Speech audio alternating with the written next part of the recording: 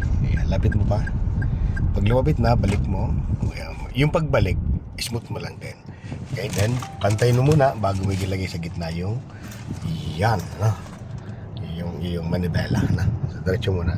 May napansin ako dun sa ano mo. Hindi mo ramdam kung nasaan yung gulong mo, no? Okay, so abante mo na. So, papraktisin mo natin yan. So, since na wala naman sakyan pa dito, stop ka muna, ma'am. Stop muna. Okay. So, ganito yon. Babasihan mo dyan itong posisyon ng manibela mo. Ito. Babasihan mo siya kung nakatuwid yung gulong mo. Dito.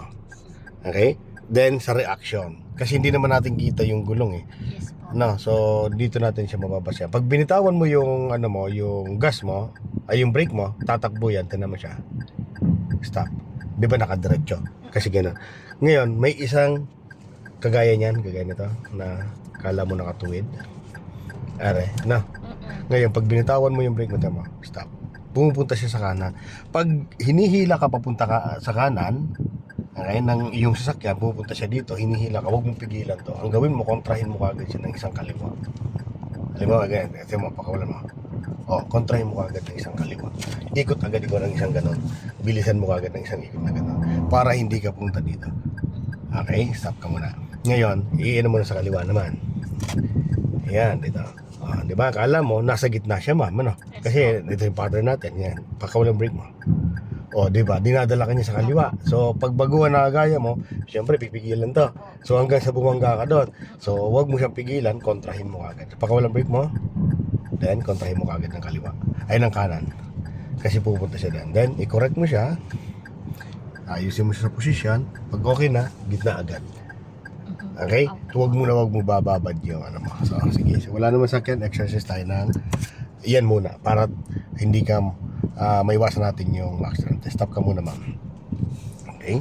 Kailangan sa unang galaw ng sasakyan mo, alam mo na kagad kung nasaan ang posisyon ng gulong mo. Sa pamamagitan nitong manibela. Okay? So, pakawalang brake mo. Stop. Nakita mo? Gitna. Okay? Ikot mo siya ng isang kaliwa. Sa kaliwa, ma'am. Sige, isang ikot. Okay? Napansin mo? Parehas. Ngayon, pakawalang brake mo. O, stop. Saka dinadala, kaliwa. So, anong gagawin? Kontra agad ng kanan. Okay, then go. Then saka mo i-correct. Pag pumusisyon, gitna. Okay, stop. So, isa pa na, sa kanan naman. Ikutin mo ng kanan. Pakawalang brake mo. O, yan. Pupunta naman doon. No. So, kabigin mo kagad doon. Sa kanan. Ay, sa kaliwa. Then, i-correct mo na lang. Okay? Kasi medyo malaki yung nakabig. Then, gitna. Ano? Okay, stop. Ngayon, gawin natin siya ng sige. May sakyan sa likod. May sakyan, ano? Wala naman. Sinusundo ko yan. Sige. So, ganito gawin mo. So, ikutin mo ng isang manibela sa kaliwa. Okay? So, pag pinakawalan mo yung brake mo, huwag mo nga apakan ng brake. Diretso ka lang, tapos ayusin mo lang sa manibela, ha? Okay? Pakawalan brake mo. Yan, ayusin mo manibela mo. Go. Yes, then correct. Pag pumusisyon na, gitna. Okay, stop. Isa pa, sa kanan naman. Okay, ready ka na? Pakawalan brake mo. O, ayusin mo kagad. Yan, yun. Then, correct mo siya, then go. Stop. Napansin mo yun, medyo delay yung reaction mo. Kailangan, matalas yung pakiramdam mo.